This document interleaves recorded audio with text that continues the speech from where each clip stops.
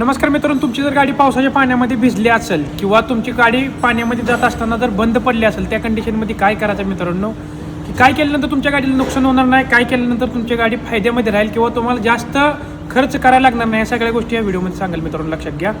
जर मित्रांनो तुमची गाडी जर पाण्याच्या पुरामध्ये गेली, पूर्णपणे भिजली असेल, त्या कंडिशनमध्ये तुम्हाला काय करायचं, सगळ्यात पहिलं गाडीची जी बॅटरीची टर्मिनल आहे ती मित्रांनो सोडून घ्यायची आहेत. गाडी ज्यावेळेस तुम्ही पाण्यातून बाहेर काढताय मित्रांनो, त्यानंतर गाडीला बिलकुल स्टार्टर मारायचं नाही, पूर्णपणे वायरिंग वगैरे काढून त्यानंतर संपूर्ण ECM वगैरे सगळं वाळवायचं आहे आणि त्याच्यानंतर मेकॅनिकली ॲडवाईस घेऊन त्यातलं इंजिनमधलं वगैरे सायलेन्सरमधलं सगळं पाणी काढून त्यानंतर स्टार्ट करायचे मित्रांनो. लगेच स्टार्ट करू नका, काय होत नाही आणि काय होतंय म्हणून तुम्ही स्टार्टर मारायला जाचाल, गाडीमध्ये पूर्णपणे काम होऊन जाईल मित्रांनो.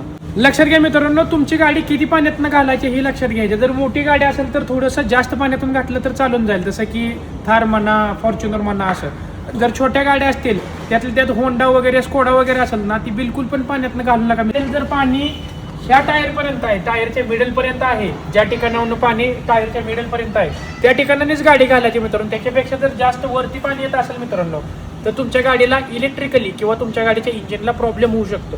ज्यावेळेस प्रॉब्लेम होतो मित्रांनो, त्यावेळेस खर्चही तुम्हालाच करावा लागतो. त्यामुळे लक्षात घ्या, ज्या ठिकाणी ॲडजस्ट होतंय त्या ठिकाणी जास्त पाण्यातनं गाडीला घालू नका मित्रांनो. जास्तीत जास्त इथपर्यंत घाला, थोडंसं वरती गेलं तर चालून जाईल.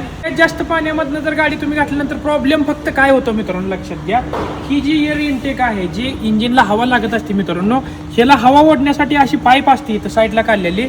त्या पाईपमधनं ज्यावेळेस पाणी आतमध्ये ओढलं जातं त्या ठिकाणी इंजिन तुमचं पूर्णपणे खराब होतं, इंजिन काम निघतं मित्रांनो.